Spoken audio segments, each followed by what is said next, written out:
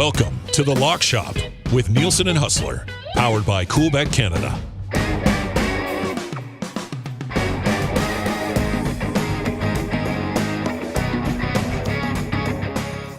Welcome inside the Lock Shop, everybody, for a busy Tuesday episode. Farmers Insurance Open coming up, so we're going to give you those picks. That tournament starts on Wednesday. We're up into that a little bit. Busy slate in the National Hockey League tonight as well. As always, the Lock Shop brought to you by our wonderful partners working over at Coolbet. Visit them at coolbet.com. If you've not yet, sign up for an account. When you do sign up, use the code LOCKSHOP. You get a 100% deposit bonus on your initial deposit up to 200 smackaroos. Huss, what's up, buddy?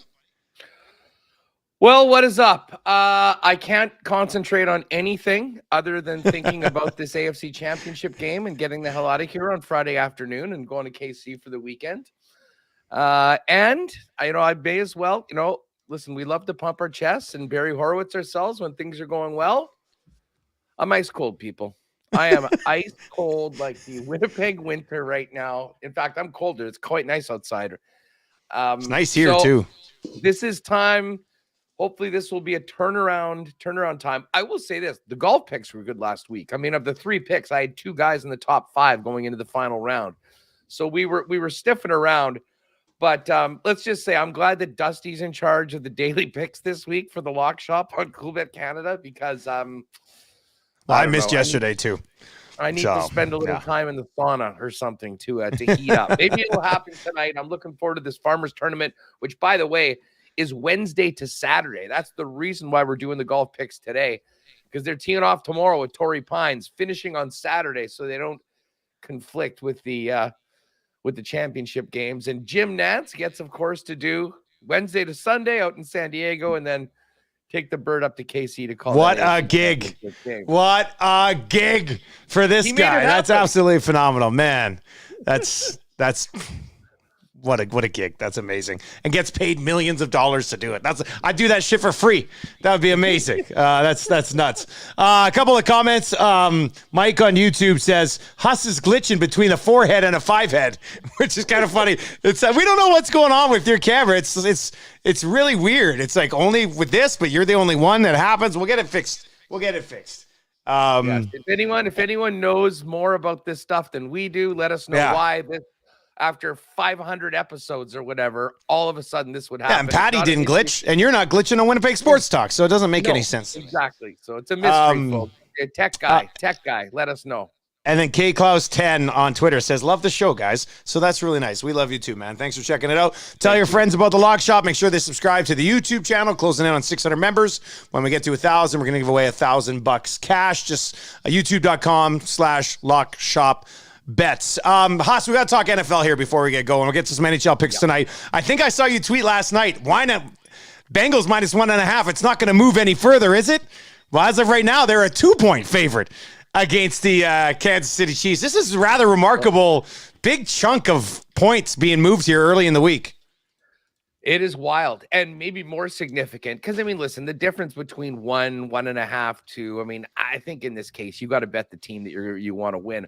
I was talking with a friend last night, about that line. I'm like, is now the time to get on it? Listen, I don't want to live in a world where I win a bet, but the Chiefs lose by 1 and the Bengals are going to the Super Bowl. It's going to be a money line bet. And even last night when it was 1.5, it was still -102 and -115 for the Bengals. Well, now we've seen the money line move, and the Bengals are now -128, and the Chiefs are +109. And listen, there's a couple things here. First of all, Cincinnati justifiably has a ton of steam going into this game. Everybody watched them thoroughly beat down the Buffalo Bills in Buffalo. Joe Burrow's 3-0 against the Bengals. Or against the Chiefs. They won the AFC last year. We know at Arrowhead, like they've done it all. So the Cincinnati team brings to the table. And then, of course, is the Mahomes injury. Now, again, take this for what it's worth, folks, because I'm sitting here holding a Chiefs Super Bowl thing, my koozie. I'm going to the game. You know where I'm at on this. But I do think people are sort of jumping to conclusions that Patrick Mahomes is going to be a shadow of his regular self. Do I think he can get to 100%? No. But I mean, there's a lot of internet doctors out there right now telling us that, that's it. Listen, if you saw yesterday, he tweeted out and put out on his Instagram a little hype video. See you Sunday. He's going to be playing. They'll do everything they can to get him ready. And I'll tell you what, I've got a lot of confidence in Andy Reid, knowing and reading the situation, that they will be able to create a game plan to get the most out of their quarterback and probably focus on running the ball a little bit more. The Chiefs win when they win the time of possession. And hey, it's going to be huge on the defense right now. This is runaway right now. Everyone is on Cincinnati. And guess what? The Bengals are getting pretty cocky too.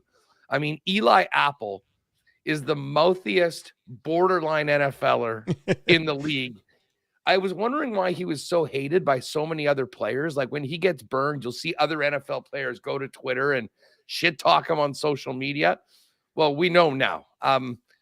For a guy that is a borderline starter at best, I don't think he should be the spokesperson for the Cincinnati Bengals or the defense.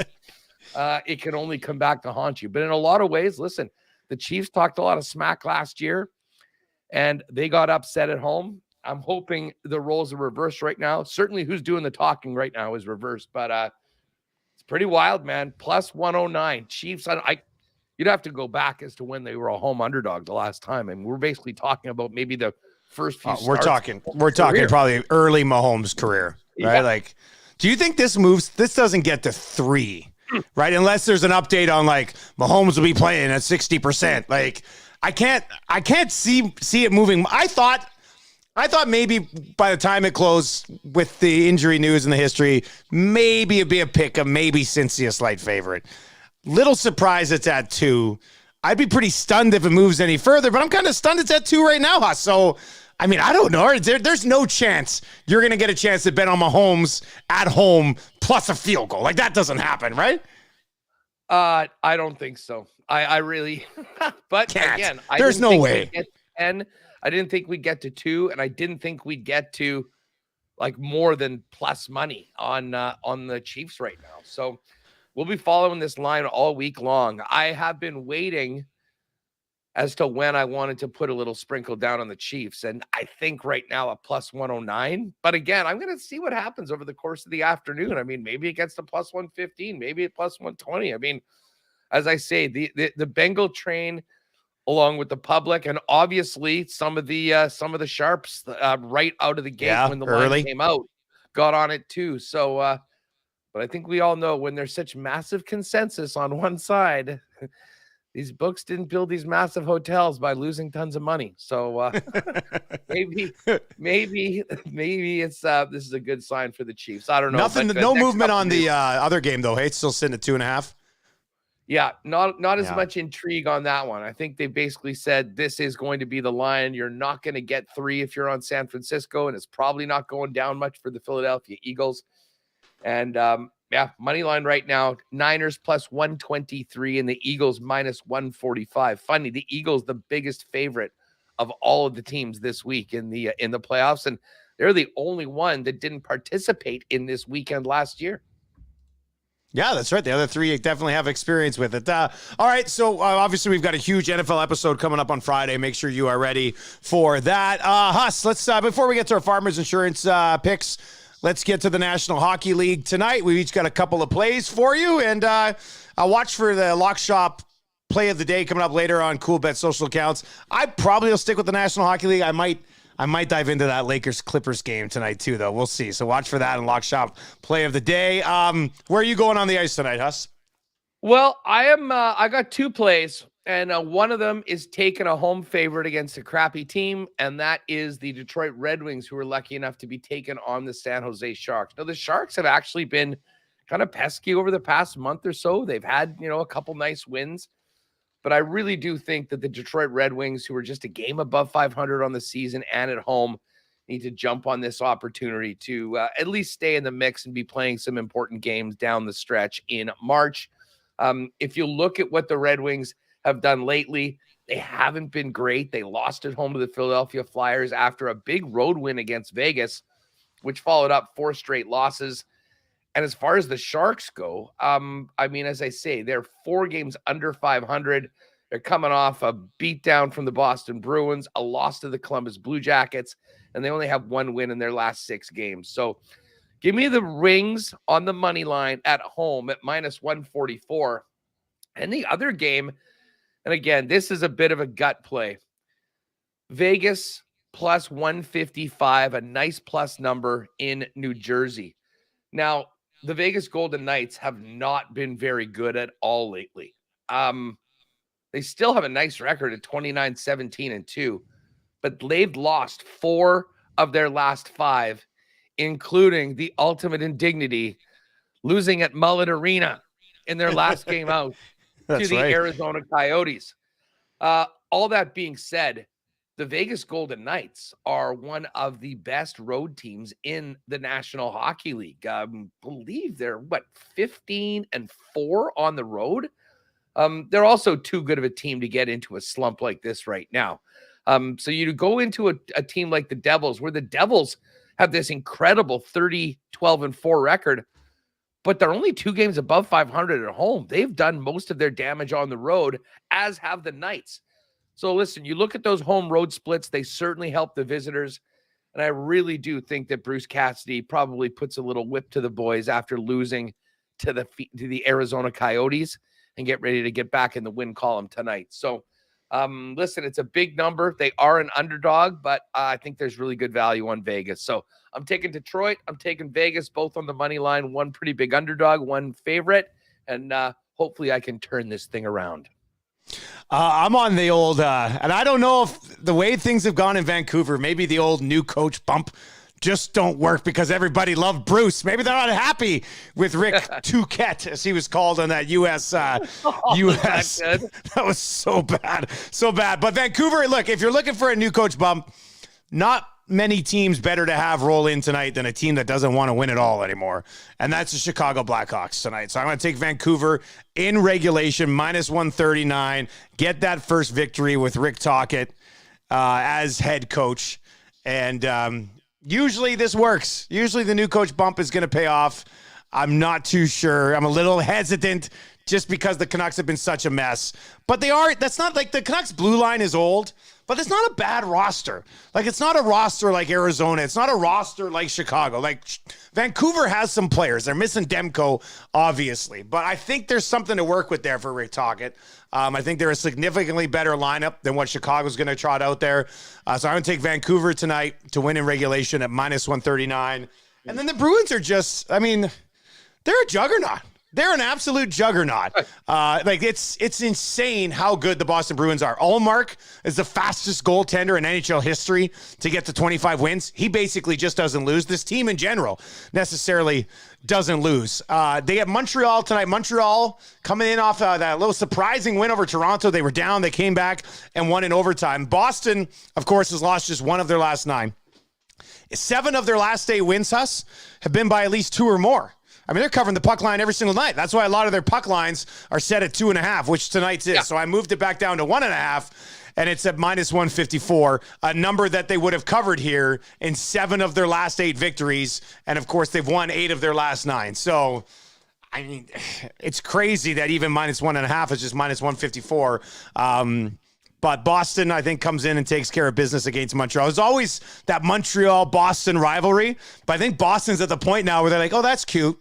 We're just going to stomp you and move on with everything else. It's insane how good the Boston Bruins are, man. It's nuts. They have set the bar so high this year, and their competition is coming internally. They're pushing themselves and each other every single night. I saw a really interesting behind-the-scenes clip of Nick Foligno talking to the team after a bad period, and they are the predator. They're an alpha in this league right now, and they just refuse to lose. We're 46 games into the season, and they've lost in regulation 5 times. 22-1-3 at home. And even on the road, 15-4-1. This season, you'd have to think that they're going to slow down at some point. But they've shown absolutely no signs of that. And if you've just been hammering Boston money lines, Boston puck lines, you're probably way, way up. So you might as well hop on it tonight, -1.5 against the rival in the Montreal Canadiens. All right, let's head over to the Links Huss where Tony Finau pops up on the card again. I like it. Yeah, well, Farmers Open. And this is at Torrey Pines. Of course, the first couple rounds, North course, South course. North is way easier. South is way harder. I did see an interesting strategy for this tournament for folks that might be a little bit on the fence. It was suggested, and I wish I could remember who said this, but it does make a lot of sense.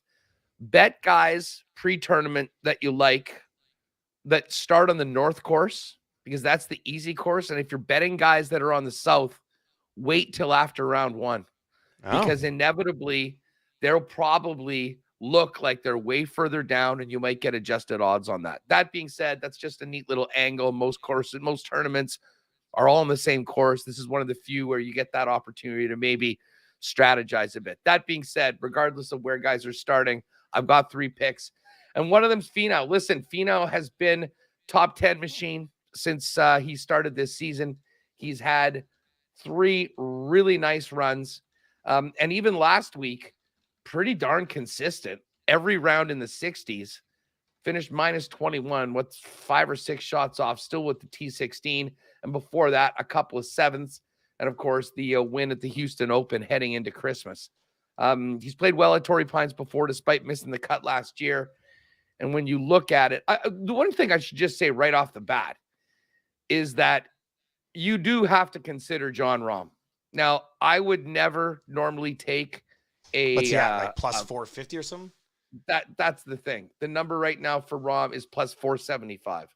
Yeah. For a golf tournament, I mean, to me, that's just way, way too short of a number. But I'll be honest, it makes a lot of sense. It's John Rahm and everybody else right now. Everyone is playing. I mean, you could have a John Rahm versus the field bet, and I think it wouldn't be absolutely crazy. So Rahm is a problem, and Rahm could very well run away with this tournament the way he won last week. Obviously, I'm staying away from that. I got on Tony at 14-1. It looks like he's 13-1 now with Xander Schauffele. But interesting that in a tournament with Morikawa, with Thomas, with Zalatoris, Homa, Sungjae Im, Tony Finau is the second guy on the board. And I think that's justified, for the way that he's played so far this year and his prior history, last year notwithstanding, at Torrey Pines. So I'm starting the card with Finau. The next guy up is Jason Day. And there has been a lot of chatter amongst the golf community that Jason Day might be back. And Jason Day has played this tournament and Torrey Pines particularly well throughout his career.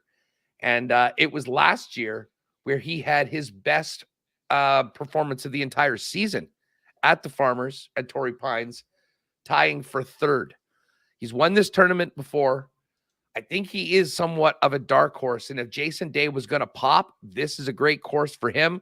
And he certainly seems to be playing better coming into this tournament after a top 20 at the American Express. And here's another one for it. This is another interesting bit. If you are on Jason Day at 25-1, Cool Bets, as usual, got a better number. I've seen it at 22 at other books. Take a look at him at the PGA at Oak Hill.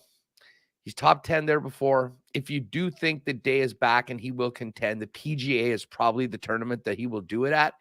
And I know Cool Bet's hanging an 80-1 number on Jason Day right now. So if you do like maybe looking ahead to futures, Jason Day is an interesting guy for Oak Hill in the PGA Championship. That being said, we're going with him at 25-1 for the Farmers. Those are the guys with course history. Those are guys with the form.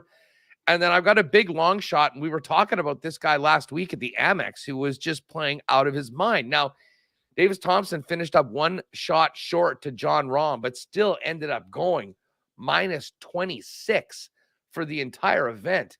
And he was an absolute eagle machine. I think he had 5 eagles in the first 2 rounds. I mean, it really was unbelievable. And listen, even after the 62 and 64, he still hung in there with pretty good rounds of 67 and 69.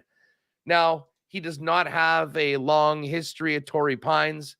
But man, if you tell me that there's a guy that just was one shot off John Rahm last week on a PGA Tour event that's teeing it up on Wednesday with almost no time in between the tournament, and you're going to hang a 100-1 on him, I'm going to put a sprinkle on it right now. So it's a big, big long shot. But man, if you believe in recent form, he was as good as anybody last week, not named John Rahm. It was only one shot off. A crazy performance for Rahm.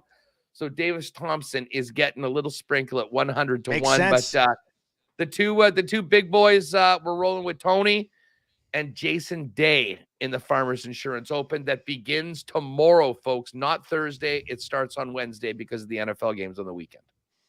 Yeah, so make sure you get on this. This is why we're doing this on our Tuesday episode, so you have the picks and you're ready to go. I'm going to start with Will Zalatoris at 18-1. Getting back after an injury.